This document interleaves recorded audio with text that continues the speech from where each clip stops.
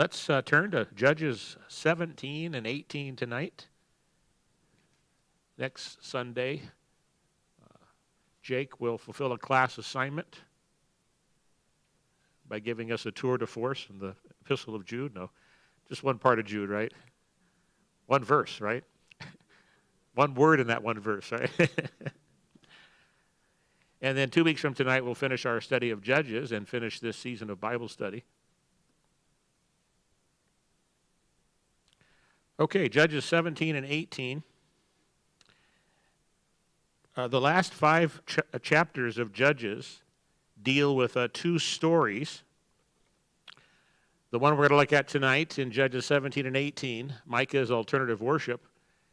And then Judges 19 through 21 deals with the murder of the concubine.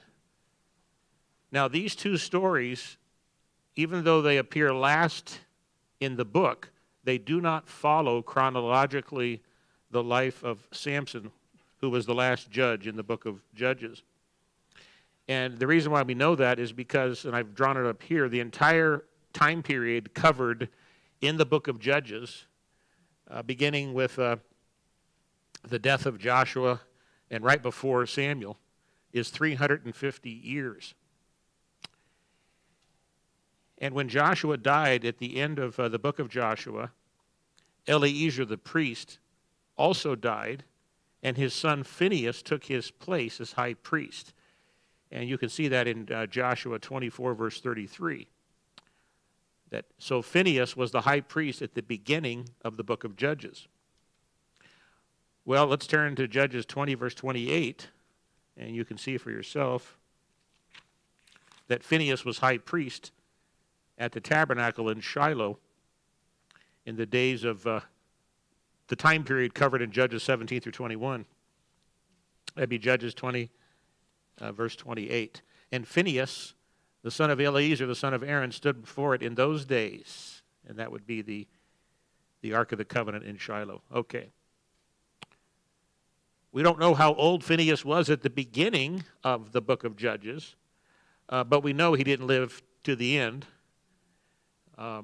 The average age, 80 years old to 100 years old. So assuming that Phinehas lived to be almost 100, so these two stories that conclude the book of Judges, they probably took place within the first 100 years of this account in the book of Judges.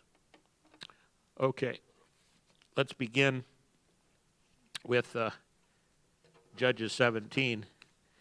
Now, these two stories illustrate how Israel's idolatry, what was Israel's idolatry? Bottom line. And this goes all the way back to the fall. The bottom line of Israel's idolatry was they did what was right in their own eyes. They wanted to control their own life and do what they wanted to do and answer to no one. They wanted to be their own God. And that very desire led to the fall of the human race. So that really is the bottom line of Israel's idolatry. Just different ways, different manifestations of them doing what is right in their own eyes. And we're going to see now that led them on a downward spiral toward religious, moral, and social chaos. And that will really become apparent as we look at Judges 19 through 21 in a couple of weeks. Okay, Judges 17, you can see in your handout just a summary statement of what this chapter is about.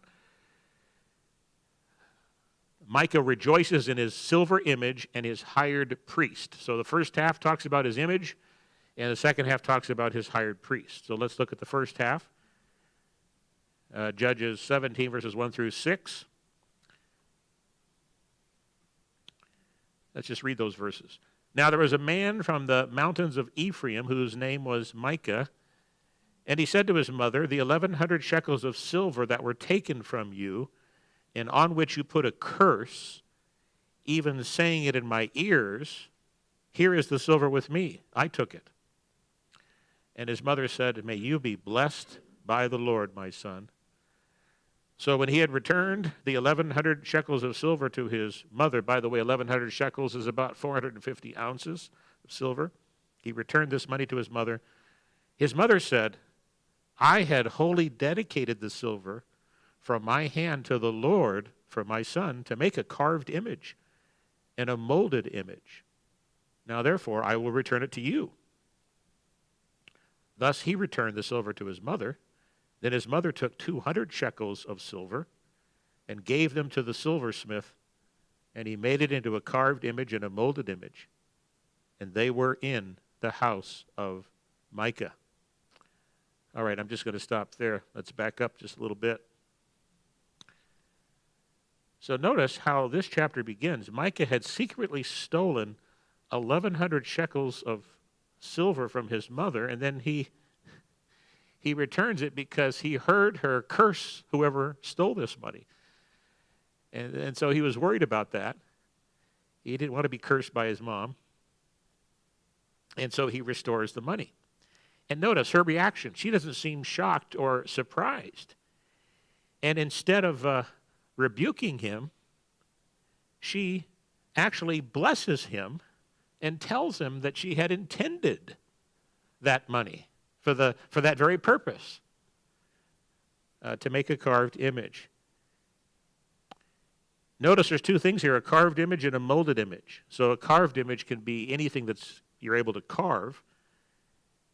And then a molded image would be one that's where you pour liquid metal over a mold. So already, here's an extremely dysfunctional mother-son relationship going on here. She's not outraged that he stole from her. It's almost like she rewards him. And she says, "I'm going to give this money back to you." Well, she ended up donating 200 of the 1,100 shekels of silver to a silversmith to make a carved image and a molded image. Okay, look at verse 5. And, she did this in the name of the Lord. So here are God's people making idols in the name of Yahweh. So it's not like they are worshiping other gods, although they are, but they are worshiping Yahweh their own way. They're doing what is right in their own eyes. So this is alternative worship. I want to draw your attention to verse 5. It says, "The man Micah had a shrine." I'm going to erase this up here.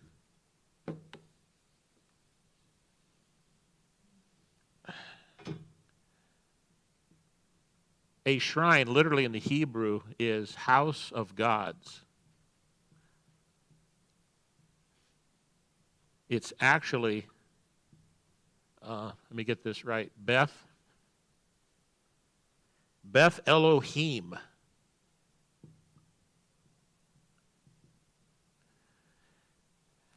Now, in the Hebrew word Elohim, it's in the plural. When it's not referring to Yahweh, it's translated gods.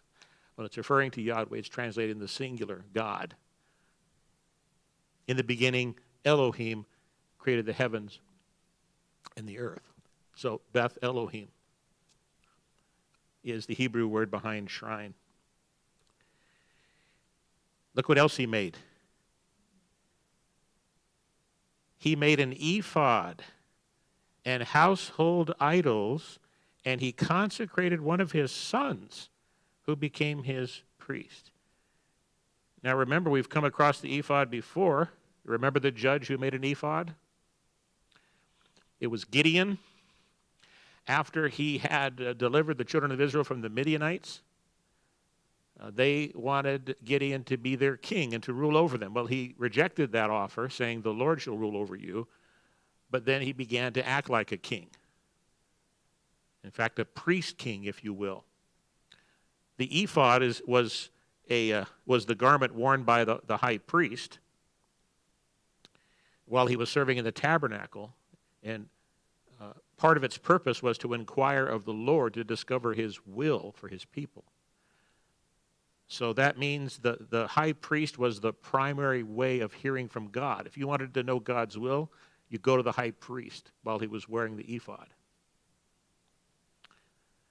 Gideon, at least, made an ephod for the people of his own city. But here's Micah. What's the purpose of his ephod? For his own family. And I like the way one commentator put it. This is truly a family affair. Mom donated the silver, Micah provided the sanctuary, and his son became the priest.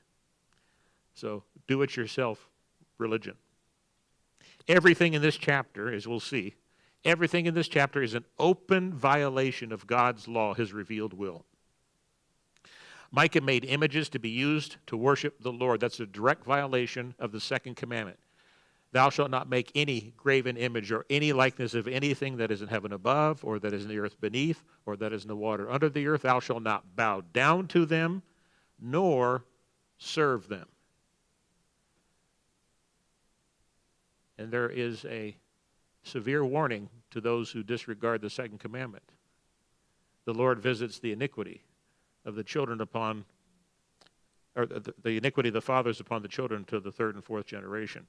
God is a jealous God. He's jealous of his image, his reputation, his character. Number one reason why images are forbidden. And just keep that in the back of your mind, because I'm going to point something out to you in just a little bit. So here's Micah sets up an alternative worship to the worship at the tabernacle. The tabernacle was in Shiloh. This is where Phinehas was. And in Exodus 23, God commanded Israel's tribal leaders to come to the tabernacle 3 times a year to celebrate the 3 great feasts. Passover was the first one. There's no mention anywhere in the book of Judges that the children of Israel kept any of these feasts at the tabernacle. Now, in verse 1, the first time that Micah's name is mentioned in verse 1, the full form of his name is used, Milchai-eu.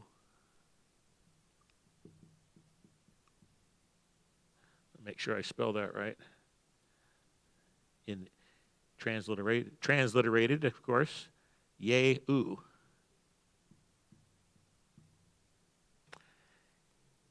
This name literally means, who is like Yahweh?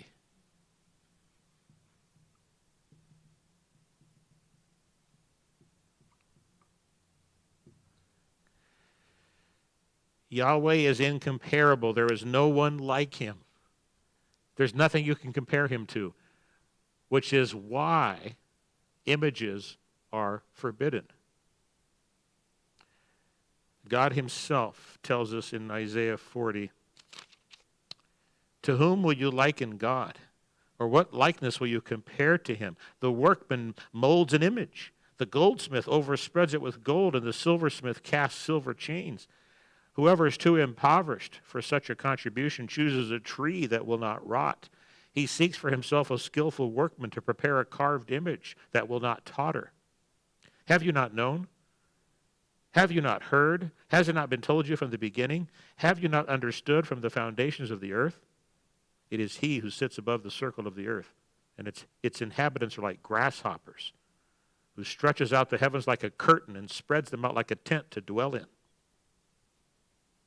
Verse 25, to whom then will you liken me, or to whom shall I be equal, says the Lord, the Holy One. Lift up your eyes on high and see who has created these things, who brings out their host by number. He calls them all by name, by the greatness of his might and the strength of his power. Not one is missing. How are you going to make an image of that? Okay. So, the first time Micah's name is mentioned, it's translated as his full name. Beginning at verse 5, guess what is removed from his name? Yahweh is removed from his name in the original Hebrew, because Yahweh is not in his life. He doesn't know the Lord. He's doing what is right in his own eyes.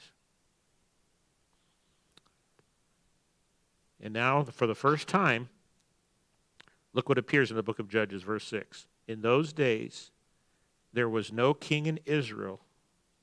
Everyone did what was right in his own eyes. This same phrase will appear a couple more times, and it will be the very last verse of the book. So go to the very last book, Judges 21:25. In those days there was no king in Israel, and everyone did what was right in his own eyes. So do you see now why these two chapters are last? And they're bracketed by the same verse. That's called an inclusio. And that's designed to teach us something about what characterized the entire time period. So the fact that these two chapters come last and they're bracketed by that there was no king in Israel phrase, that teaches us that this is what the entire book of Judges, these are the two worst examples of doing what is right in your own eyes. But this is basically what characterized Israel's idolatry and apostasy all throughout this time period, no matter who was judge. Now, there was less of it outwardly when there was a judge, a good judge. There was a less of this idolatry outwardly. That was kept in check. But it was always brewing on the inside, if you will, this desire to do what is right in your own eyes. All right. Now, this is a significant phrase. There was no king in Israel. Had there been a king, and not just any king, as Israel will find out when they demand a king like all the other nations, God's going to give them Saul. Not just any king is needed, but a godly king. Had there been a godly king, then he would have put a stop to what Micah was doing. That's the idea. Israel needs a godly king to unite them in covenant faithfulness, to serve the Lord, to lead them, if you will, in the paths of righteousness, to be a shepherd to God's people. What is Israel's purpose? What's their overall purpose? They are in covenant with the Lord, the sovereign king of the nations. Why? So they can become a kingdom of priests, a holy nation. Why? To be a blessing to all the nations. How? Through the Messiah. That's their purpose. And they have totally disregarded that purpose. They have walked away from it. All right, that's the first 6 verses. Let's move on to Judges 17, 7 through 13. Micah hires a Levite to be his family priest. Now, notice the story shifts to an unnamed Levite staying in Bethlehem of Judah. That by itself raises a red flag. Remember, the tribe of Levi received no inheritance of land in Israel.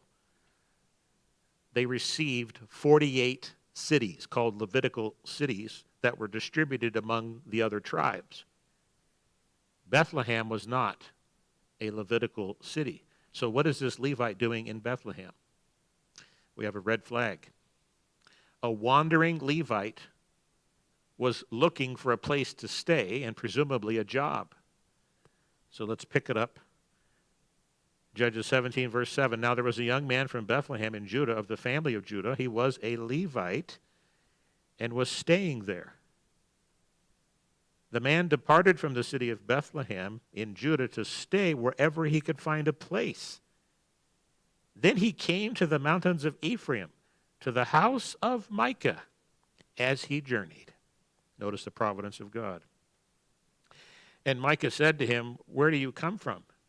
So he said to him, "I'm a Levite from Bethlehem in Judah, and I'm on my way to find a place to stay." Micah said to him, "Dwell with me, and be a father and a priest to me, and I will give you 10 shekels of silver per year, a suit of clothes, and your sustenance." So the Levite went in. Then the Levite was content to dwell with the man, and the young man became like one of his sons to him. So Micah consecrated the Levite, and the young man became his priest and lived in the house of Micah. Then Micah said, "Now I know that the Lord will be good to me, since I have a Levite as priest." It just caught my eye there that he hired him for 10 shekels of silver. That must have been a lot of money. So notice he stole 1,100 from his mom, and she took 200 of that to make the carved image. His annual salary is going to be 10 shekels of silver. So here's a Levite that's a mercenary, and he's hired to be Micah's priest. So let's look at this. Look a little bit closer. This Levite abandoned the God-given ministry that was his heritage to serve at the tabernacle. He abandons this heritage, becomes a religious mercenary to serve man-made gods for his personal gain. Look at Micah, from the tribe of Ephraim, the same tribe that Joshua came from. He knew enough to know that the Lord had appointed the Levites to be priests in Israel. So he realizes, look at his reasoning. I'm building a shrine, I'm building a place for worship. I don't have a priest, so I'm going to make one of my sons a priest. But so he realized it's better to have my son as a priest than to have no priest at all. But here comes a Levite. Well, it's even better now to have a Levite as a priest instead of one of my sons. So Micah thought it was a sign of God's favor to him and his shrine that a Levite providentially showed up at his door. Be careful how you interpret God's providence. Notice how Micah interprets God's providence in a favorable way to support what he thinks is right. He already thinks it's okay for him to make his own images, his own ephods, and his own priests. And so if he can get a better priest than the one he had, then in his mind that's success. That's a sign of God's blessing. It doesn't matter to Micah if the Levite is faithful to God or is a legitimate priest. I have a Levite for a priest. That's all that matters. Now, there's a philosophy that's called pragmatism, and here it is, right here. Whatever works for you, whatever makes you happy, just do that. That's pragmatism. There's nothing new under the sun. Gordon Ketty, I've quoted him before, he said, Micah is a classic case of a man being fully satisfied, fully at peace, and fully expectant of God's blessing, while all the time being spiritually dead and under the condemnation of the Lord. Let's turn to Deuteronomy 27.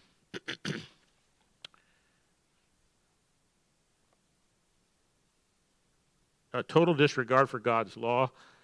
Deuteronomy 27 contains the blessings and the curses of the covenant. Curses for disobedience and blessings for obedience. Look what comes first in the curses, Deuteronomy 27, verse 15. Oh, look at this, verse 14. Here's what the Levites were to speak. And the Levites shall speak with a loud voice and say to all the men of Israel, Cursed is the one who makes a carved or molded image, an abomination to the Lord, the work of the hands of the craftsman, and sets it up in secret. And all the people shall answer and say, Amen. That's the first in a series of curses, the making of carved images and molded images. So look what's going on here. Why did Micah return the silver to his mom? He's trying to avoid his mom's curse. Isn't he concerned about avoiding Yahweh's curse? Not at all. But he's not going to be able to escape the curse that is upon him. All right, so that's the essentials of Judges 17. Questions? Comments? Yeah.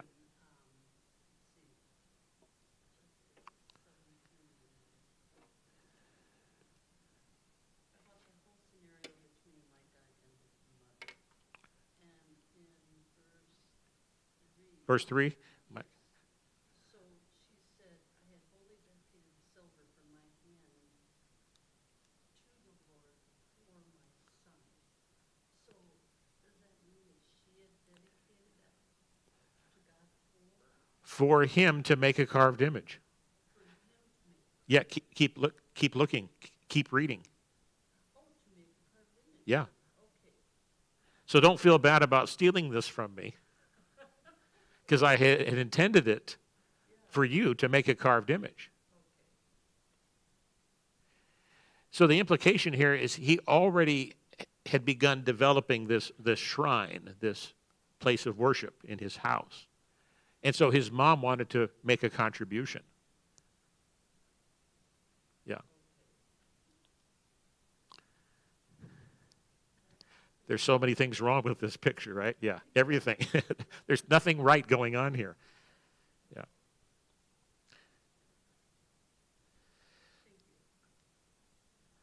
Okay.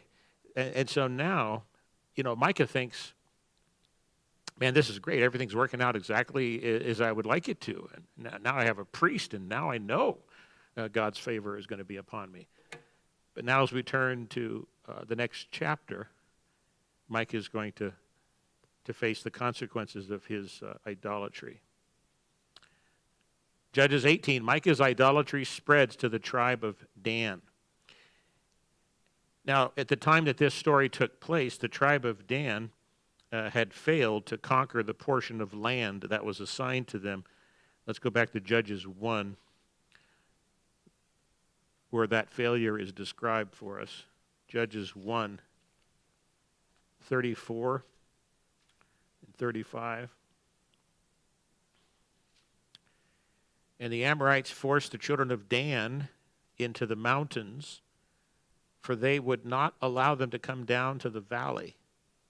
And the Amorites were determined to dwell in Mount Heres, in Ahijalon, and Shaalbim. Yet, when the strength of the house of Joseph became greater, they were put under tribute. So they needed some assistance from the house of Joseph, which is Ephraim and Manasseh. But anyhow, Dan failed to conquer the portion of land that God had assigned to them through Joshua. Okay, back to Judges 18. So look what happens. The tribe of Dan is going to send out a scouting party to find an easier area to possess, and they're going to ignore the tribal boundaries that Moses and Joshua had assigned. So let's begin reading then, Judges 18. In those days there was no king in Israel. Again, had there been a king, this stuff wouldn't have happened. And in those days the tribe of the Danites was seeking an inheritance for itself to dwell in, for until that day their inheritance among the tribes of Israel had not fallen to them. So the children of Dan sent 5 men of their family from their territory, men of valor, so this would be part of an elite fighting force, from Zorah and Eshtaol to spy out the land and search it. They said to them, "Go, search the land." So they went to the mountains of Ephraim, to the house of Micah, and lodged there. Notice the providence of God again.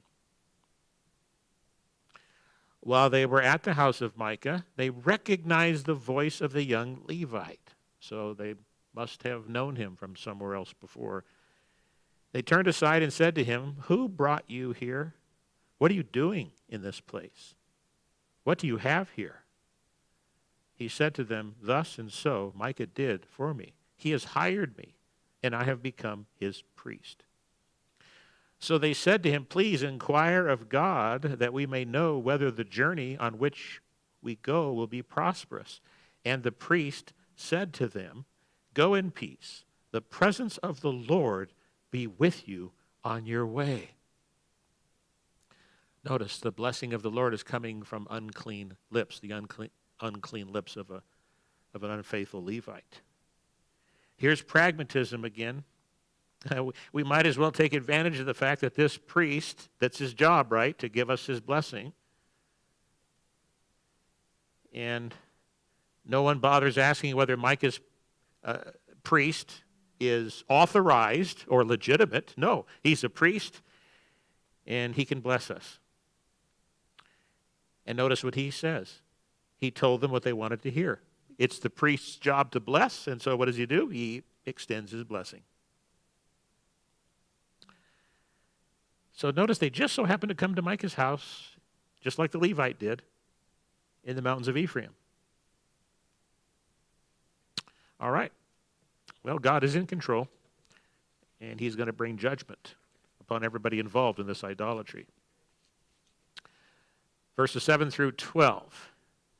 The scouts from the tribe of Dan, they discover a city called Laish, which was prosperous and yet defenseless. Verse 7. So the men departed and went to Laish.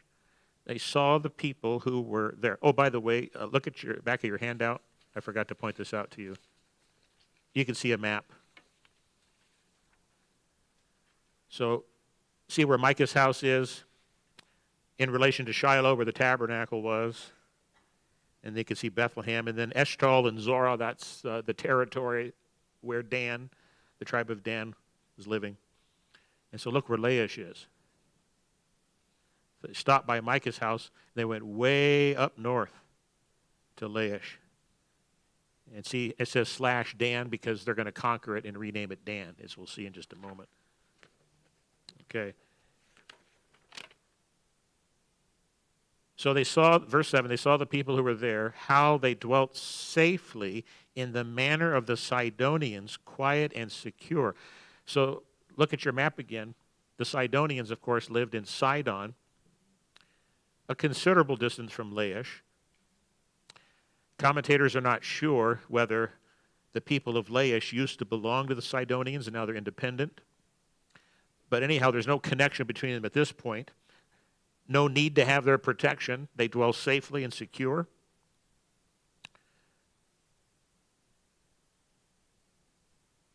Okay, there were no rulers in the land who might put them to shame for anything. They were far from the Sidonians and they had no ties with anyone. Verse 8, then the spies came back to their brethren at Zorah and Eshtaol, and their brethren said to them, what is your report? So they said, arise, let us go up against them, for we have seen the land, and indeed it is very good. Would you do nothing? Do not hesitate to go and enter to possess the land. When you go, you will come to a secure people and a large land, for God has given it into your hands, a place where there is no lack of anything that is on the earth.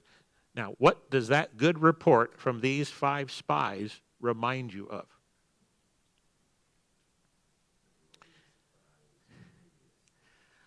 Okay, so rewind all the way back to when the children of Israel, the first generation, was about to enter the promised land. They sent out 12 spies. And only 2 spies brought back a good report. Yeah, Joshua and Caleb. All the spies should have brought back a good report. And they should have spoken like these spies did. God has given it into our hands. We can take it. Now, the first generation, they could legitimately say that God has given us this land. So let's take it. But the Danites could not legitimately say that God had given Laish into their hands. God did not authorize them to take this part of the promised land. And by the way, it's at the extreme northern boundary of the promised land. This was not the territory assigned by God to the Danites. So again, everybody's doing what is right in their own eyes, including the tribe of Dan here. Okay. Let's see what happens next. So the tribe of Dan is going to move north with 600 armed soldiers out of their inherited portion of the promised land to a new area that would be easier to conquer. And along the way, they stop at Kirjath Jearim. Verses 11 and 12, and 600 men of the family of the Danites went from there, from Zorah and Eshtaol, armed with weapons of war. And they went up and encamped at Kirjath Jearim in Judah. Therefore, they call that place Mehaneh Dan to this day. There it is, west of Kirjath Jearim. And they passed from there to the mountains of Ephraim and came to the house of Micah. So they're on their way to conquer Laish, and they're going to stop at Micah's house. But this time, it was not to consult the Levite, but to steal him and Micah's idols. And this was at the recommendation of the 5 spies who had been there earlier. So let's return to verse 14. Then the 5 men who had gone to spy out the country of Laish answered and said to their brethren, do you know that there are in these houses an ephod, household idols, a carved image, and a molded image? Now therefore consider what you should do. So they turned aside there and came to the house of the young Levite man, to the house of Micah, and greeted him. The 600 men armed with their weapons of war, who were of the children of Dan, stood by the entrance of the gate. Then the 5 men who had gone to spy out the land went up. Entering there, they took the carved image, the ephod, the household idols, and the molded image. The priest stood at the entrance of the gate with the 600 men who were armed with weapons of war. When these went into Micah's house and took the carved image, the ephod, the household idols, and the molded image, the priest said to them, what are you doing? And they said to him, be quiet, put your hand over your mouth, and come with us. Be a father and a priest to us. Is it better for you to be a priest to the household of one man, or that you be a priest to a tribe and a family in Israel? This mercenary Levite jumped at this higher offer. Verse 20, so the priest's heart was glad, and he took the ephod, the household idols, and the carved image, and took his place among the people. Then they turned and departed, and put the little ones, the livestock, and the goods in front of them. So once again, the Levite shows himself to be a religious mercenary for hire to the highest bidder. And kind of reminds you of the things that were happening in the book of Jude, doesn't it? Yeah, lots of connections here, I think. And this tells us that on Judgment Day, it's going to be a terror to all false prophets, false teachers. This is the very definition of being greedy for filthy lucre, making money in the name of religion. There's nothing worse than a religious man who's wicked. All right, let's move on then. And notice the tragic humor now. This is meant to be humorous, but tragically so. Verse 22. When they were a good way from the house of Micah, the men who were in the houses near Micah's house gathered together and overtook the children of Dan, and they called out to the children of Dan. So they turned around and said to Micah, what ails you that you have gathered such a company? What ails you? Verse 24, so he said, you have taken away my gods which I made, and the priest, and you have gone away. Now what more do I have? How can you say to me, what ails you? And the children of Dan said to him, do not let your voice be heard among us, lest angry men fall upon you, and you lose your life with the lives of your household. Then the children of Dan went their way. And when Micah saw that they were too strong for him, he turned and went back to his house. So they took the things Micah had made, and the priest who had belonged to him, and went to Laish, to a people quiet and secure, and they struck them with the edge of the sword and burned the city with fire. There was no deliverer because it was far from Sidon, and they had no ties with anyone. It was in the valley that belongs to Beth Rahab. So they rebuilt the city and dwelt there. So they called the name of the city Dan, after the name of Dan their father, who was born to Israel. However, the name of the city formerly was Laish. So Micah had stolen money from his mom to make carved images. She gave the money back for that purpose. And now everything's been stolen from him. Do you notice the tragic humor that's coming out of the mouth of Micah himself? Look at it again. You have taken away my gods, which I made. What do you call a god that a human being makes? Yeah, it's worthless. It's unreal. It doesn't exist. How tragic. But he's speaking the truth. It's a God that he made. And really, those are the two choices we have. We're either going to accept the fact and glory in the fact that we've been made in the image of God, or we're going to make God in our own image, doing what is right in our own eyes. We don't like the God of the Bible, so we're going to make a God that we like, a God that we're comfortable with. And you see that in the church today. God is only a God of love. He's not a God of wrath. There's churches that actually teach that.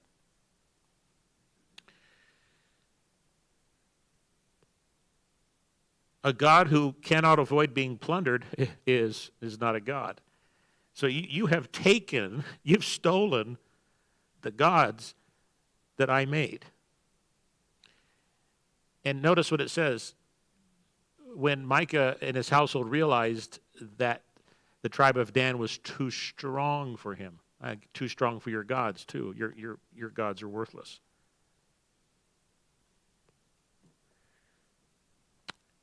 And now look at the tragedy. Everything's been stripped of him. His idols have been stripped from him. Look what he says. Here is idolatry in a nutshell. Verse 24, you've taken away my gods, which I made, and the priests, and you've gone away. Now what more do I have? What's left for me? I have nothing. Wait a minute, isn't your name who is like Yahweh, and you say you have nothing? Listen to a commentator.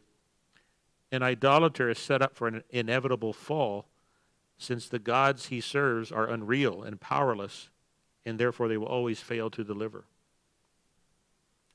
A God that you can make is not going to help deliver you, not going to help protect you. It's not going to satisfy you. So here are the natural consequences, if I can say natural. Here are the consequences of idolatry, doing what is right in your own eyes, coming up with an alternative worship.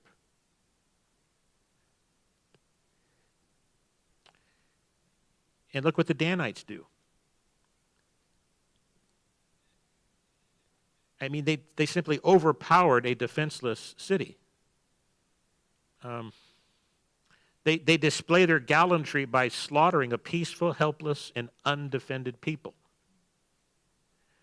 So they couldn't conquer and hold the inheritance that God had given them. And so what do they do instead? They end up plundering an Israelite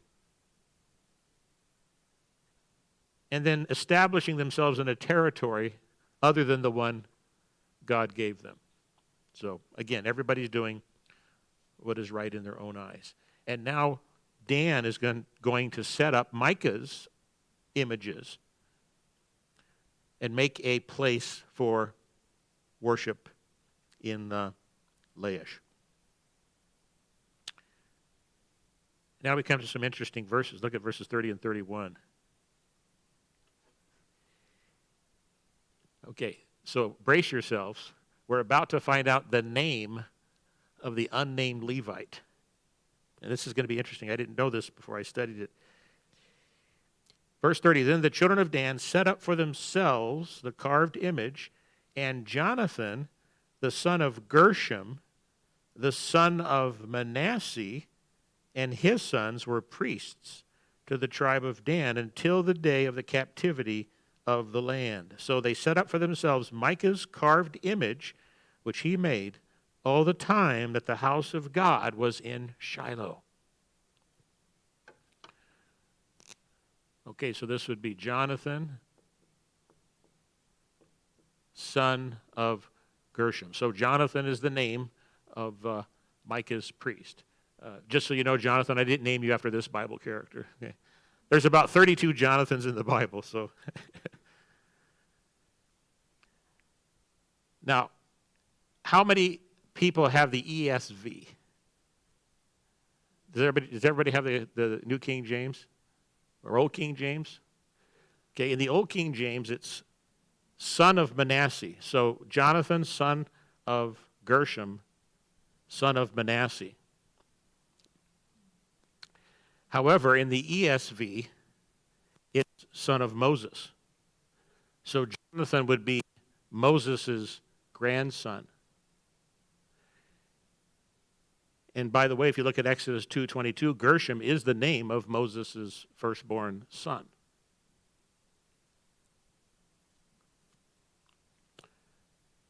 Now, what do we have here?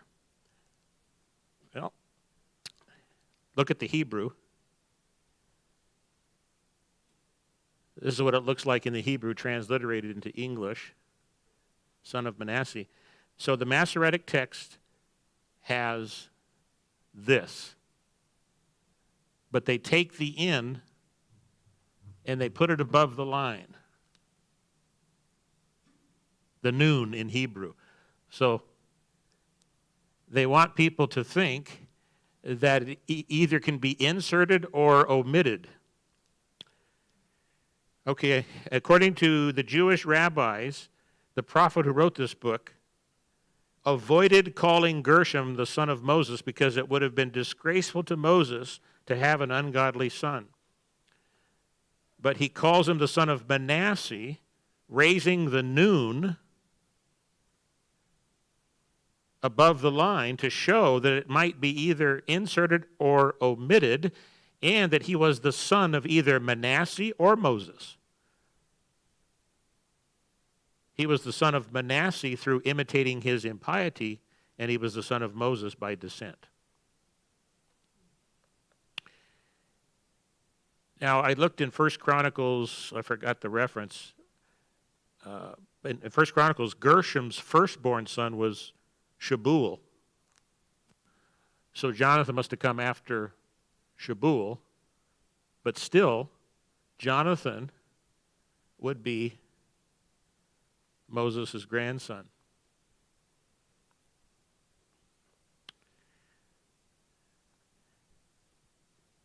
So can you imagine the tribe of Dan? So remember, we're pretty close to the beginning of Judges.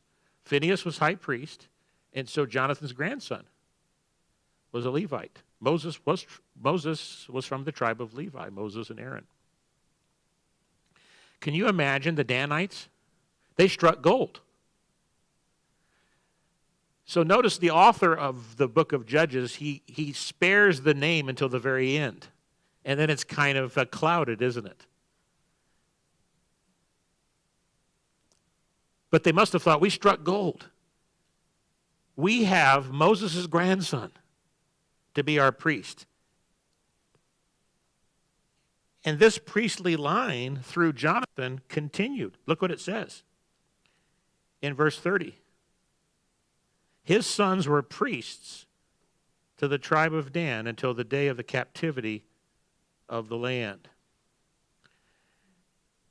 Now, that's a difficult term. What does that mean, until the captivity? Is that until the captivity of the northern tribe, which would include Dan,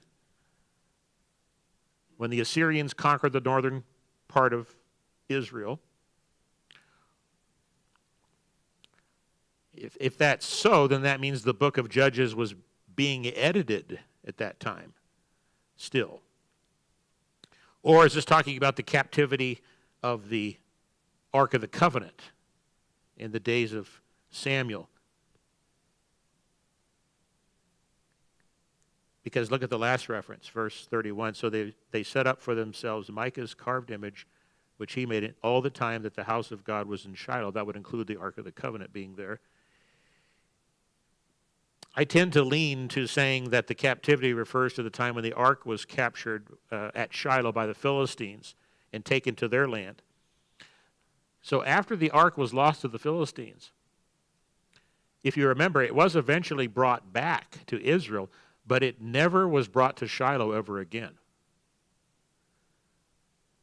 It didn't get put back in place until King David brought it to where it belonged.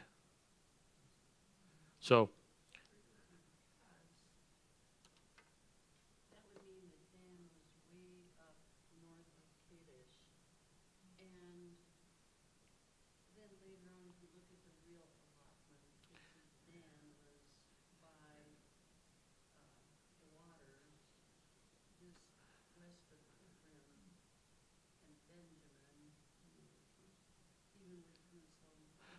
Oh, you're looking in Joshua to the original. No, well, I'm Oh, I see you got your map out. Yeah. looking at my map. Okay.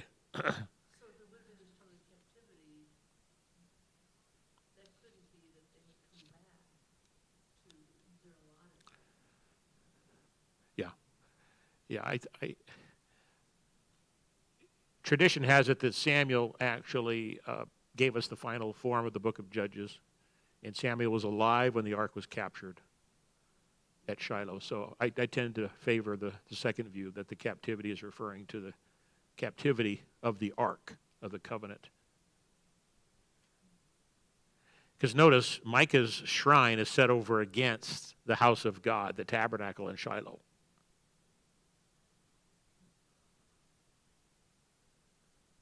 So, blatant violation of God's ordained worship. Listen to Robert Godfrey. Many of you saw his study on Samson. It indicates just how far Israel had fallen that a Levite related to Moses would establish a place of unauthorized worship to God. This is significant because of Moses' role in delivering God's law to Israel. After only a few generations, even Moses' family was failing to maintain the fundamentals of God's law. And then, if you want to go to the application now, Godfrey continues his point. And by the way, Samson was from the tribe of Dan. Micah's idolatry should cause us to reflect upon the type of worship we offer to God in our churches. It should cause us to ask ourselves whether we are worshiping God in the manner that He has prescribed. Our desire to be faithful to God in the way we worship Him is one of the most glorious aspects of the Reformed tradition. And that's one thing that's often overlooked about the Reformation. It wasn't just a reformation of doctrine, but a reformation of worship. Yeah. R.C. says the same thing. Yeah. Mm-hmm.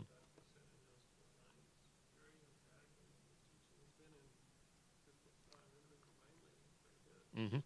Yep.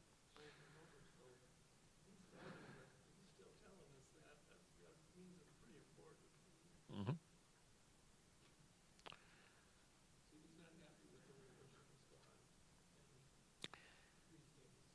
Yeah. So, and it happens even with churches that get the gospel right.